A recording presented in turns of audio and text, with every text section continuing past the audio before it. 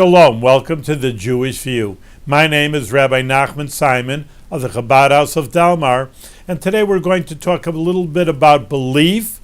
Every person should have a belief, and even the non-Jews should have a belief. And the Lubavitcher Rebbe, whose picture I'll show you here, has many letters and many talks about not only belief for faith of a Jewish person, but also for non-Jewish people also. So, in that context, we're going to talk about, obviously, the Jewish people go to public schools, but obviously most people are non-Jews. Public schools should encourage belief in God. I mean, it's a major issue today. It goes on with the Congress and here in the Capitol in Albany, but this is the Rebbe's take on it. A human being has the power to influence all the people around him, even the entire country where he lives, and even the whole world. He can have an influence on everything that maintains the world as a livable place. The opposite of chaos and emptiness. It's a play on words right at the beginning of the creation. It says the world was chaotic, tohu vavohu, the Hebrew words, chaos and emptiness. And our job as human beings is to take away from that original state of chaos and to make it orderly. And the way to accomplish this is by teaching people to act with justice and fairness. In a general sense, this means that people should fulfill the 7 commandments of the sons of Noah with all their details and ramifications. And first and foremost, to believe in God, who is the creator and ruler of the world, an eye that sees and an ear that hears. In order to accomplish this, it is necessary to start by educating the younger generation about the values of justice and fairness, about the importance of maintaining the world as a livable place. And the only way to accomplish this is not through the fear of being caught by the policeman, since someone might think that he may be able to hide from the policeman or outwit him, etc., but by instilling a belief in God, who is the creator and ruler of the world and who knows everything that happens. This is the one thing that can ensure that a person will conduct himself with justice and fairness. Therefore, in every school where youngsters are being taught, their education is to be based upon an awareness of and connection with God, who is the creator and ruler of the world. And this should be taught before all the subjects that are connected with material attainments, since it is the most important factor in educating a person to act with fairness and justice. For this reason, it is necessary to enact legislation that will require every school day to begin with a moment of silence, a short time that is designated for thinking about the Creator and the ruler of the world. In order for the children to become accustomed to this, and in order to imbue them with an awareness that there is a Creator and ruler of the world who sees everything, this moment of silence must be a regular, fixed time and must be every day and not just on special occasions. It also should be at the very beginning of each day, prior to all the other studies, that this will emphasize that the matter is so important and that it takes precedence over everything else. Another reason for this, the connection that a person makes with the Creator and ruler of the world at the beginning of the day becomes a channel through which he can receive God's blessings for the entire day. And this blessing will help him to be more successful in all his studies. As mentioned earlier, the way to accomplish all this is precisely by a moment of silence, and not by some other proposal. Whenever people are preparing to do things that are intended to fulfill the will of the Creator, it is important to remember that it is also the Creator's will is that they should do this in a pleasant and peaceful way, and in an atmosphere of mutual understanding and respect, and certainly not in a way of warfare and conquest. This is especially true when this can easily be avoided, namely, whenever there is a question of speech, it immediately leads to debates and arguments about whether such speech interferes with the religious beliefs of the members of a specific religion. But that will not be the case with a moment of silence, since there is no speech, only silent thought, and everyone can think whatever he wants, since no one knows what his neighbor's thoughts are. In this way, the goal and the purpose to make students aware of the Creator of the world will be accomplished in a pleasant and peaceful way. As mentioned earlier, this can be accomplished in a way that will not cause anyone to feel that he was defeated, since it involves only silent thought about the Creator, and this is unquestionably the true desire of every human being. For everyone knows and accepts the fact that there is an existence higher than his own, the existence of the Creator who created the world and all mankind. Everyone knows that he too was created by God, and God gave him everything he needs. And therefore he understands that he has an obligation to behave in accordance with the Creator's will by fulfilling the 7 Noahide laws, or if he be a Jew, by fulfilling all of the 613 commandments. And through such behavior he will prepare large and ample channels and vessels that will allow him to receive all the Creator's blessings in a more superior way than he was able to receive them before. May it be God's will that everyone will accomplish this in a spirit of genuine tranquility and with a united, sincere intention of fulfilling the task that God has given us, the task of causing the world to function in a way that is good for human life, and by doing this to infuse people's daily lives with a genuine belief in the Creator and ruler of the world. And when this is done throughout the entire world, the result will automatically be that, quote, one nation will not wage war against another nation, and peace will prevail throughout the entire world. And when there is peace, there is everything. In this way, we prepare for the coming of Mashiach, the Messiah, when the world will be a perfect expression of God's kingship. May it happen speedily and without delay. Our sages tell us that in Nisan, that's the Hebrew month, the lunar Hebrew month that Passover falls on, that we will be redeemed.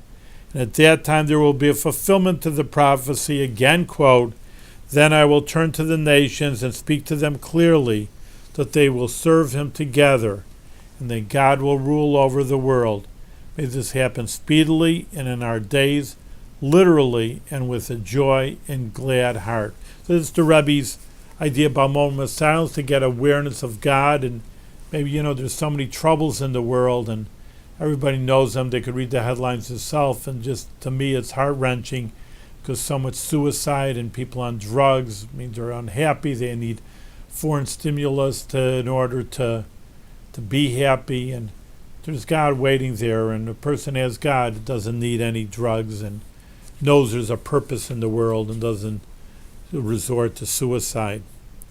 Now, talk about, on that note, a little bit of a segue, there's faith in the time of suffering. People do suffer. Unfortunately, we don't like it, but it is what it is. People are in the hospital, you visit them all the time, or I do, but people have different problems, all kinds. So why? If God is so good, why is there suffering? And again, we're going to start with quoting the Tehillim, which are the Psalms 23. Even though I walk in the valley of the shadow of death, I will fear no evil, because you are with me. Famous quote, Psalms 23. But again, even though there's shadow of death, meaning there's suffering, you have a God with you. I call him Hashem. And this is a letter from the Rebbe.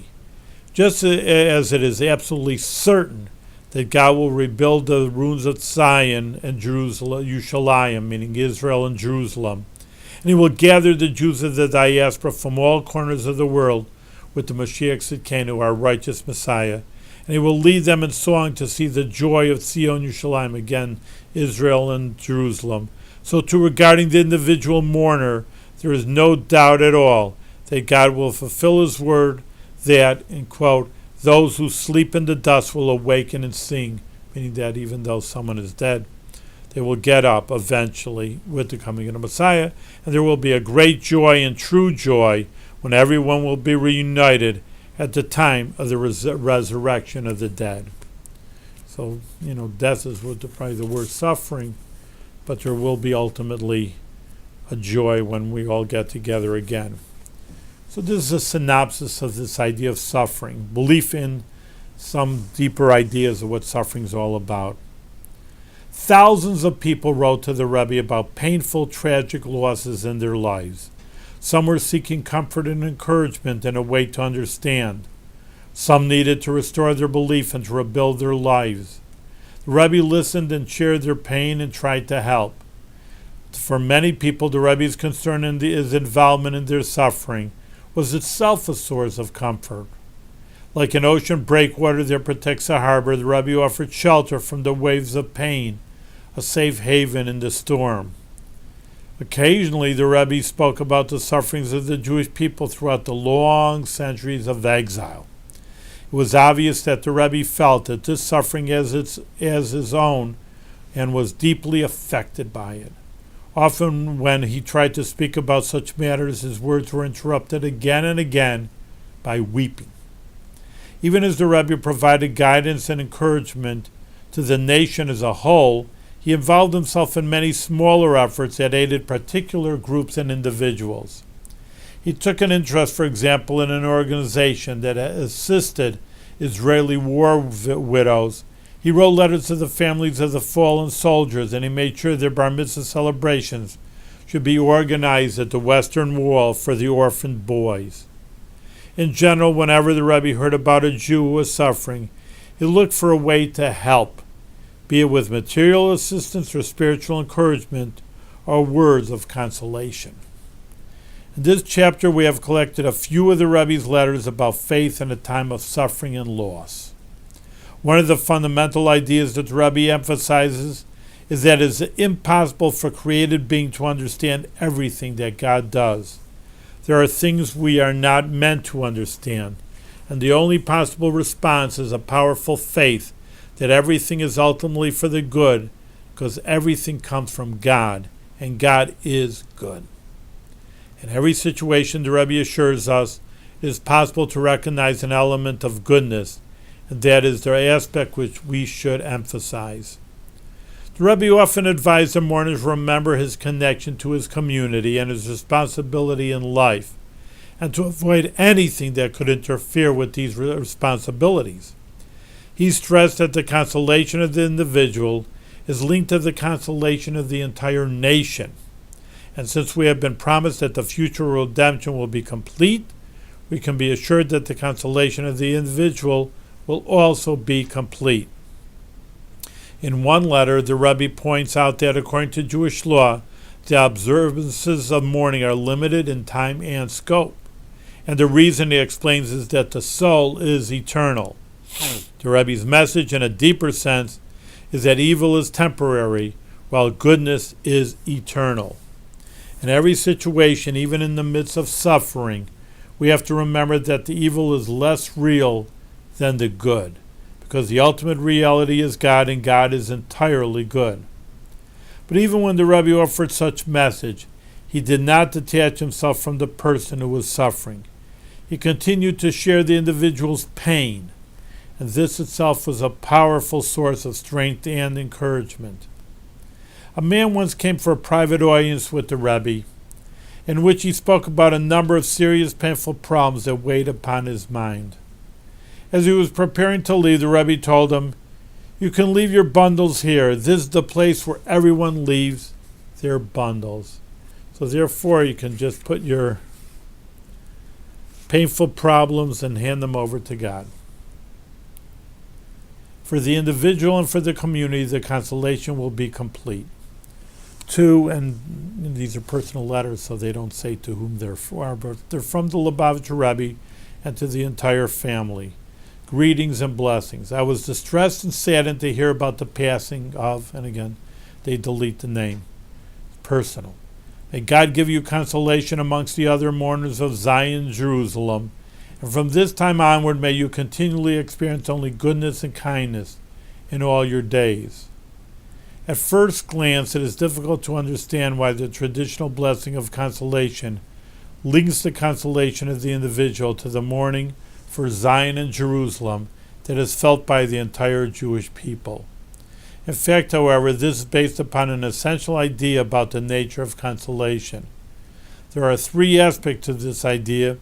Even though this is not the proper time for a Lenten discussion, I will explain it briefly. The mourning that is experienced by the individual is also in truth a loss and experience of mourning for the entire community. And we emphasize this when we refer to the individual mourner as a member of the larger group of all those who mourn for Zion and Jerusalem, which is every Jew and the Jewish people as a whole. The consolation for the individual is a consolation that is guaranteed to occur, just as the consolation for Zion and Jerusalem is guaranteed to occur, for this is one of the fundamental principles of our faith, which is a living faith. And 3, the consolation for the individual will be true and complete, just like the consolation for Zion and Jerusalem, about which it is said, and on that day you will say, but only then, because at the present time this is not comprehensible at all, I thank you, God, because you were angry at me. Your anger is turned away and you comfort me. In other words, we will thank God that even for the sufferings we endured during the exile. And he says, because then we will understand and see the good that was contained within it. So too the blessing and the promise of consolation for the individual mentions that it should be amidst the other mourners of Zion and Jerusalem, may it be built and established quickly in our days. All right, good. So again, this is a major letter from the Rebbe that for people to find their consolation of very painful matters in their lives. The participation of the whole community makes the pain more bearable. Greetings and blessing. It is with pain that I heard of your loss. In addition to expressing my participation in your sorrow, I ask you to please convey to your daughter and her family traditional words of condolence. May God console you amongst the other mourners of Zion and Jerusalem. There are 2 characteristic points that can be derived from the traditional wording of the condolence wishes. 1. Regarding the pain of the loss, the pain of the individual is connected to the pain of the community. Just as the destruction of Zion and Jerusalem is mourned by the entire nation of Israel, so too does the entire community share in the mourning of the individual's loss, since all Israel constitutes a single body. This makes the pain and sorrow more bearable. Regarding the consolation, just as the consolation over the destruction of Zion and Jerusalem is certain to come, this being a fundamental principle of our faith, one of the 13 foundations of the Jewish faith, is the belief in the immediate coming of the Mashiach, the Messiah, who will redeem the people of Israel from exile and rebuild a holy temple in Jerusalem. Another of the 13 foundations is the resurrection of the dead that will occur following the redemption. So too is the consolation for the individual's loss.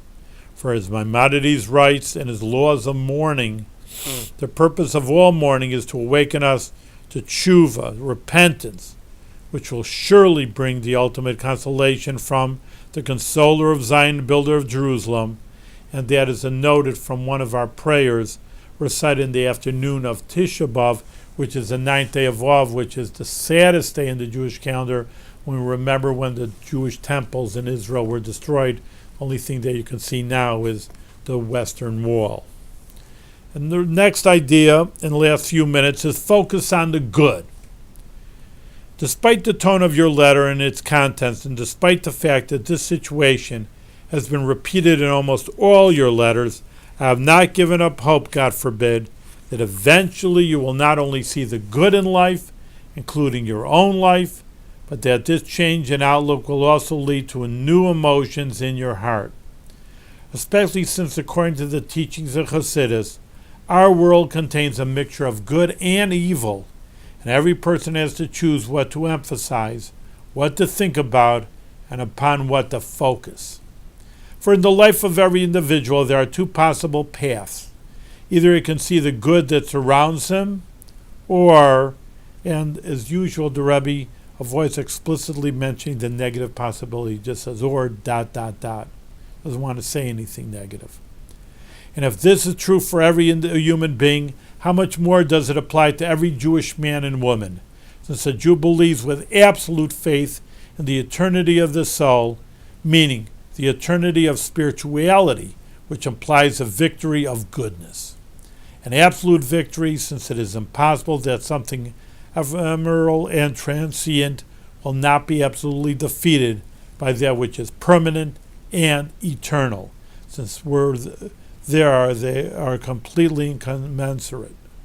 A story that our sages tell us about Adam, the first man, is relevant here. Even when Adam was still within the Garden of Eden, before he was expelled, he complained about his situation. Real complainer. He's in the Garden of Eden. And because of this, our rabbis characterize him as ungrateful.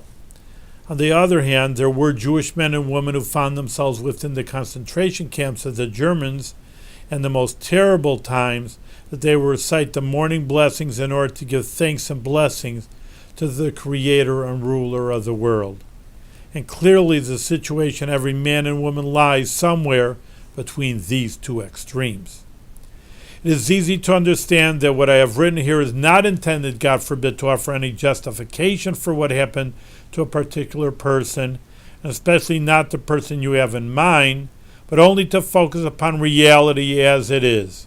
And the main point is that the character of a person's life, whether it will be a life that is filled with satisfaction and meaning, or the opposite way, depends to a great significant extent on what the person chooses.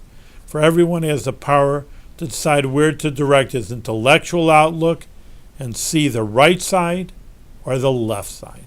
So again, this is important, I think, for so many people, and that's why I'm bringing out to all our viewers here, is just having a good attitude and looking for the good in everybody's life, and just don't focus on the bad or dark side of life. How to tell young children is very interesting. This is a poignant letter in which the Rebbe explains to a grieving husband how to tell his newly orphaned children about the death of their mother. This is, can't get too much more suffering than this. In response to your question of whether to tell your children, may they live and be well, that their mother of blessed memory has passed away, in my opinion, you should explain to them very gradually that now God has taken her to a special place where she does not suffer any pain or sickness. This place is in heaven, and from this place she can also have an influence on all her children, and she can ask God to make her children successful in their studies and in the way they behave.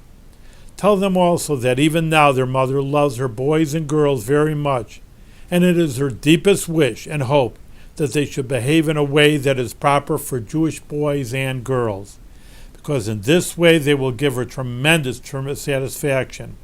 And then she will also be able to intercede for them to be successful in whatever they are doing. The only change now is that they cannot see her with their physical eyes. Obviously, the words and expressions you use to explain this to the older children will not be suitable for the younger children, but the general ideas can be the same for them, along the lines of what I have written above, with blessing that things should settle down in a good way, materially and spiritually, very soon. Well, we have a few more minutes. Maybe we can get in one more letter in here. God provides the strength. Your letter from the 8th day of Elul reached me after some delay, and I will mention your name at the gravesite at an auspicious time with a request for God's blessing for everything that you and your family need. May you all be well. Even though the pain and suffering are very great, it is well known that for tens of generations, the traditional way to offer consolation to a mourner has been to say that they should be consoled among the mourners of Zion and Jerusalem. One of the explanations for this expression is that just as it is certain that the mourners for Zion and Jerusalem will be consoled by God, who is the source of all consolation and blessing, so too is certain that the mourning family will be consoled by God himself. At the same time, Jewish law tells us that these words are to be said for a period of 7 days only during the mourning period, but not after that, the reason being that by the time the period of consolation has already begun. In your situation, since you have been given a task that involves great responsibility and at the same time great merit and happiness, the task, as you put it, of raising 3 wonderful boys and 1 lovely girl, may they be well, it is certain that God, who is the creator and ruler of the world, is also providing you with all the abilities you need, including self-confidence and spiritual encouragement. Success in raising children depends on their emotional state. They need to see their mother carrying out her activities with happiness and peace of mind, and also providing them with encouragement for a happy, joyful life. Even though this would seem to be a difficult thing, especially at the beginning, nevertheless, as I mentioned earlier, God gives strength to each person in accordance with his role in life. Hence, when a person is faced with a task that appears to be difficult, this is also an indication that lofty and extraordinary powers have been granted to the man or woman who has been given the responsibility for fulfill the task. With a blessing that you should be inscribed and sealed for a good year, and this includes a great deal of true satisfaction from all of your offspring, may they be well. All right, I think we can slip in one more beautiful lesson from the Rebbe, and they're so beautiful, I hope you enjoy them as much as I do. A tragic event. The following is a free translation of a letter from the Rebbe to someone who has written to him about a tragic event.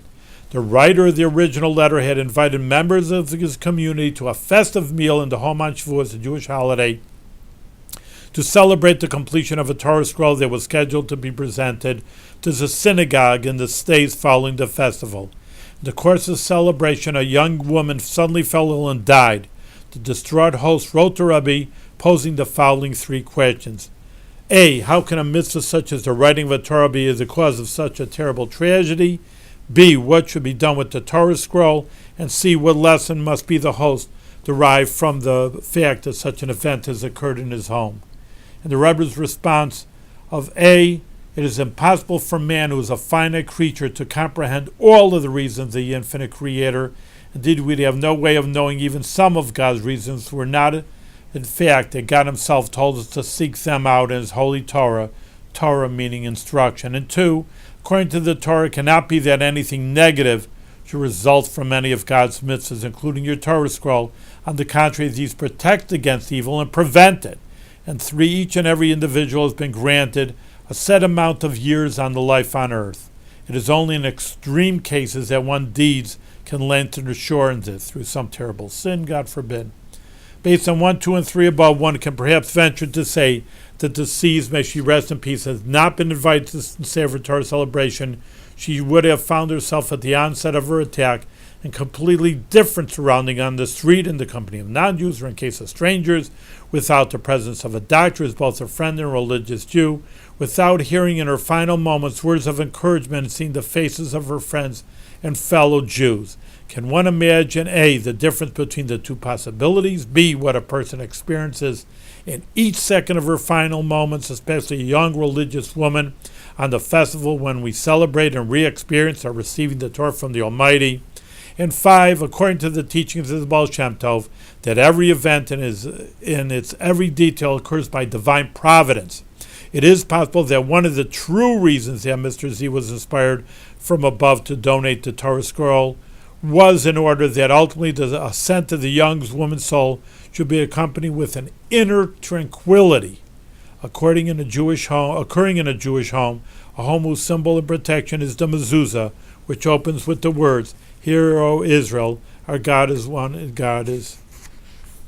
We have maybe a little more regarding B. The Torah scroll should be brought into the synagogue in conjunction with the end of the first month of mourning, even if the official presentation of the scroll will be held on a later date. And the last idea, 1, obviously you and your wife, may you have long life, possess many merits. Without having sought it, you were granted the opportunity from above to do a mitzvah of the highest order, to ease the final moments of a fellow human being, to take care of a mace mitzvah, a dead body with no one to care for it until the ambulance arrived. The extreme merit of the letter can be derived from the fact that the latter is to be derived from the fact that Torah law obligates a Kohen Gadol, a high priest on Yom Kippur, the holiest day, the holiest man, and the holiest day, to leave the Holy of Holies to take care of a dead person that needs care. And finally, such a special merits come with special obligations. In your case, these would include explaining the above to those who might have questions identical and similar to those posed in your letter, till they see the event in its true light, a tremendous instance of divine providence. Hopefully these letters were inspiring to you as they were to me, and I wish you a good day.